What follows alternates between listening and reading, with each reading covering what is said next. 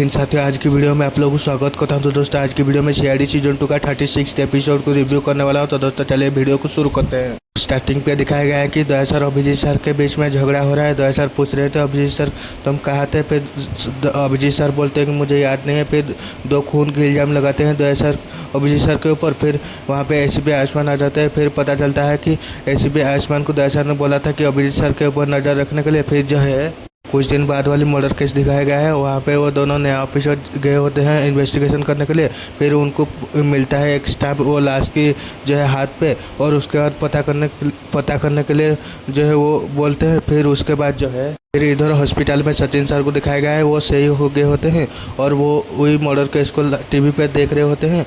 और उसके बाद जो है थोड़ी देर में जैसे ही देखते हैं कि वो लाश की जूता उनको किसी का याद आता है। और उसके बाद जो है दया सर और अभिजीत सर को बुलाने के लिए आवाज़ देते हैं नर्स को, तो कोई सुन नहीं रहा होता है, इसीलिए वो खुद ही जाने की कोशिश कर रहे होते हैं, गिर जाते हैं। फिर वो नर्स आ जाती हैं और उसके बाद नर्स को बोलते हैं कि दया सर और अभिजीत सर को बुला देने के लिए। उसके बाद जो है फिर वो क्लब पे जा रहे होते हैं सब सारे सीआईडी ऑफिसर, और फिर वो लड़की के बारे में पूछताछ कर रहे होते हैं। तो फिर पता चलता है कि वो वहाँ पे अकेले बैठ रहती है। कुछ देर बाद एक आदमी आया होता है 40-45 का, और उसके बाद वो फ्रेंच बियर्ड और काला चश्मा पहन के आया होता है। फिर वो कुछ देर बातचीत होता है, फिर साथ में निकल जाते हैं ऐसा पता चलता है।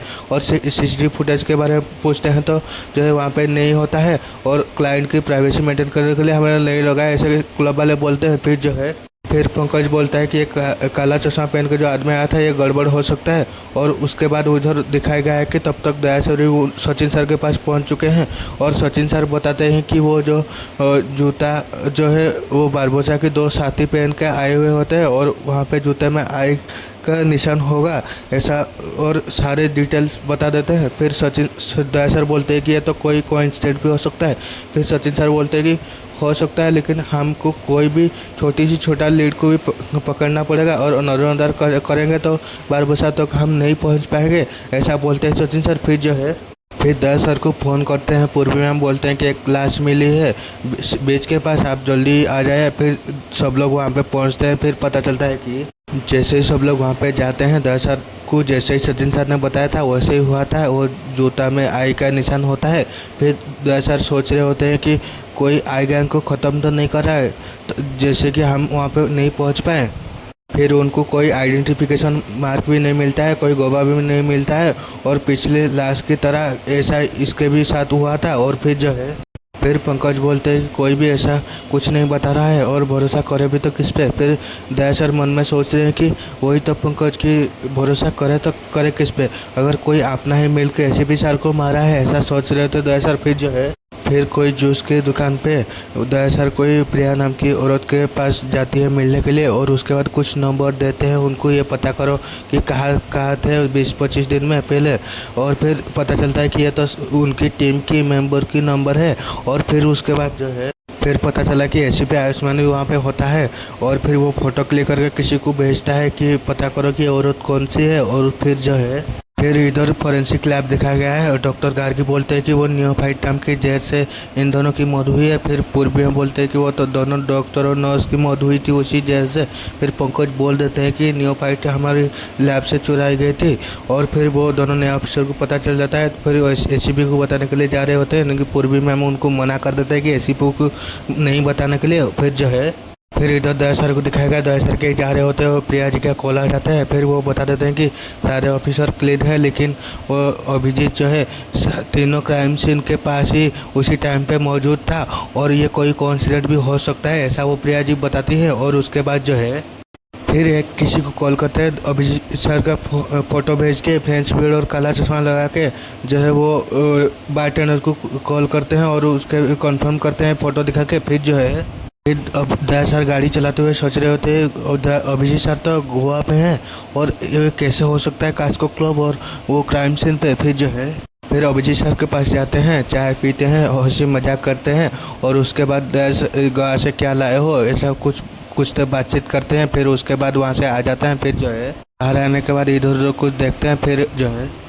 फिर रात को दया सर ने वो एसीपी सर के पास जाते हैं, और उसके बाद बोलते हैं कि अभिजीत के ऊपर नज़र रखने के लिए। फिर जो है एसीपी क्यों पूछता है तो फिर वो मैं बाद में बता दूंगा, प्लीज़ आप कर दो सर, ऐसा बताते हैं। फिर जो है फिर दहशत जानने के बाद एसीपी सोच रहा है कि दोनों एक दूसरे को भाई बोलते हैं लेकिन पीठ पीछे शक करते हैं और एसीपी इनके पीछे जान छिड़कते थे ऐसा। फिर जो है दिखाया गया है कि टोनी की भेष में अभिजीत सर को रात पे कहीं जाते हुए दिखाया गया है। फिर इस इधर सुबह के टाइम दिखाया गया है। फिर जो है फिर जैसे ही प्रिया जी के पास आते हैं दहशत, पता चलता है कि उनको कोई मार चुका है और उसके बाद जो है फिर एसीपी को पूछते हैं कि क्या है, ऐसे कैसे हुआ। फिर वो बोलता है कि मैं फ़ोन पे था 1 घंटे के लिए और उसका जैसे देखा लाइव लोकेशन इधर ही आ रहे थे अभिजीत, तो मुझे लगा कि प्रिया मार ना दे इसीलिए मैं यहाँ पे आया, लेकिन आई वॉज लेट ऐसा बोलते हैं। फिर दहशत बोलते हैं कि आप प्रिया को कैसे जानते थे,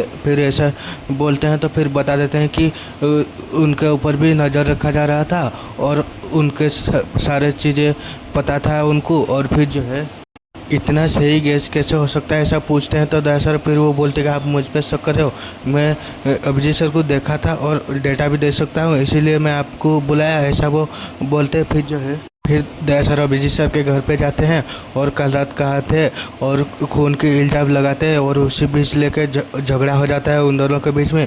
फिर वहाँ पे एसीपी आयुष्मान भी आ जाते हैं। फिर अभिजीत सर को पता चल जाता है कि दहशत ने उनको बोला था कि नज़र रखने के लिए उनके ऊपर। फिर जो है फिर अभिजीत सर बोलते हैं कि इन्होंने ही बोला होगा कि मैं इनका खून क्या हूँ और इनके कहने पे तुम ऐसे कर रहे हो। फिर आयुष्मान बोलता है कि मैं इनका नहीं, सॉरी वो मेरे लिए नहीं बल्कि उनके लिए मैं काम कर रहा हूँ, ऐसा वो बोलते हैं। फिर जो है ये टोनी वाला ढोंग मत करो ऐसा दहशत बोलते हैं और जैसे ही पकड़े जाता हूँ मुझे कुछ याद नहीं है मैं कहाँ हूँ, ऐसा वो बोल रहे होते हैं, ऐसा बोलते। फिर जो है फिर ये टोनी कौन है मैं नहीं जानता ऐसा अभिजीत सर बोलते हैं तो झूठ पे झूठ बोले जा रहे हो, यकीन नहीं आ रहा है।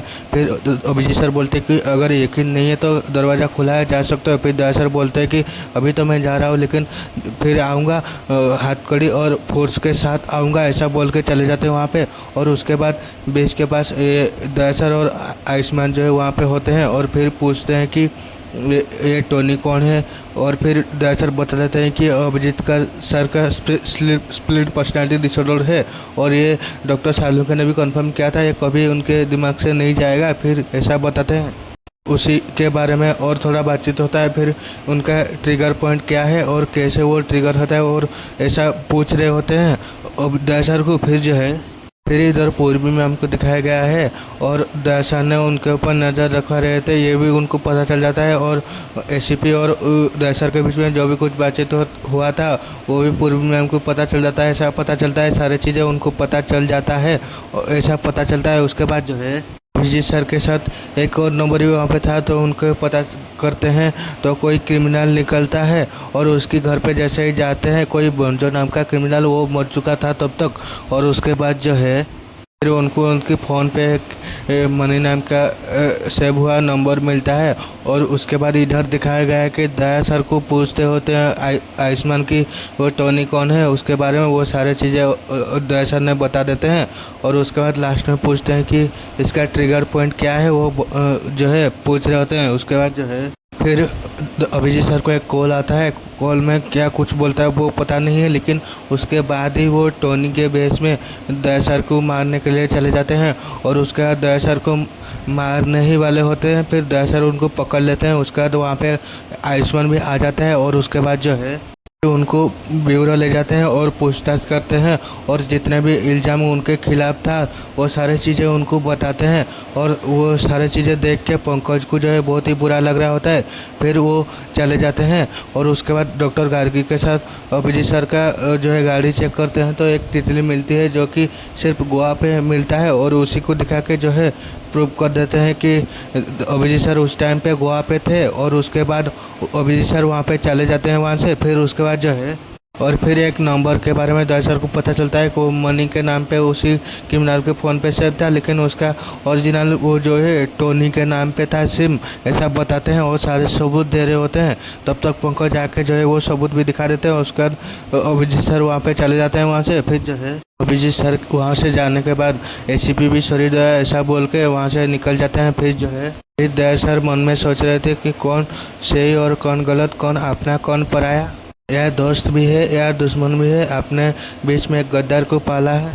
ऐसा सोचते हैं दया सर मन में। और उसके बाद सबको दिखाया गया है कि एक अजीब सी शक की नज़र के साथ सबके एक दूसरे के बारे में सोचते हुए वो दिखाया गया है। और वो दोनों नया ऑफिसर काम करते हुए दिखाया गया है।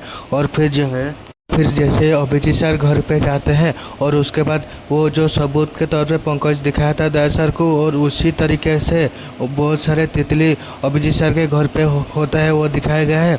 और उसके बाद अजीब सी टोनी के स्टाइल पे सर लेफ्ट राइट करते हुए दिखाया गया है अभिजीत सर को। और उसके बाद ये एपिसोड एंड हो जाता है। तो दोस्तों आप लोगों को एपिसोड कैसा लगा कमेंट करके बताना। मिलते हैं और एक नई वीडियो पे, तब तक के लिए जय हिंद, वंदे मातरम।